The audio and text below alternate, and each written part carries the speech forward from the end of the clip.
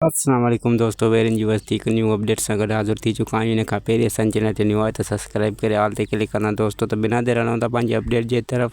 जी त दोस्तों त नौरोज़ ख़ान जो वजूद आहे ऐं सालिया हुनखे सिर्फ़ु मारियो न हो, पर हू सालिया जो हिकु सुठो दोस्त हो नौरोज़। पर सालिया इहो जॾहिं ॾिठो त हू मुंहिंजी भेण सां घणो फ्री थी रहियो आहे ऐं हू मुंहिंजी भेण सां प्यारु करणु थो चाहे, त हुन सोडे जे हथां हुनखे चवरायो त हू हुन नौरोज़ खे मारणु थो चाहे ऐं हुन सां गॾु बानो खे बि मारींदो।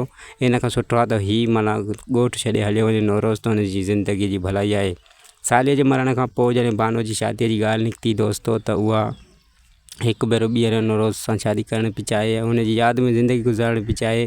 तंहिं ते चिबड़ ख़ान सोडे सां इहो इज़हार कयो ऐं सोडे ॾसियो त हू ज़िंदा आहे ऐं हुनखे ॻोठु छॾण ते सिर्फ़ु मजबूर कयो वियो ज़िंदा आहे। ऐं नेक्स्ट एपिसोड में ॾिसंदो त हू वरी हिकु भेरो ॿीहर चिबड़ ख़ान जे ॻोठ में वापसि ईंदो ऐं बानो सां प्यार जो इज़हार कंदो अचे दोस्त। नेक्स्ट एपिसोड में तव्हांखे इहो ॾिसण लाइ मिलंदो त शेरोज़ ख़ान जेको आहे त ॻाल्हियूं कंदो रुख़सार बेगम सां ऐं परियां जेको आहे त साहिबो खे बीहारे छॾींदो ऐं बाद में साहिबो खे चवंदो त ॾिठई रुख़सार बेगम जा कम ही तव्हांजी एतिरी सॼण आहे।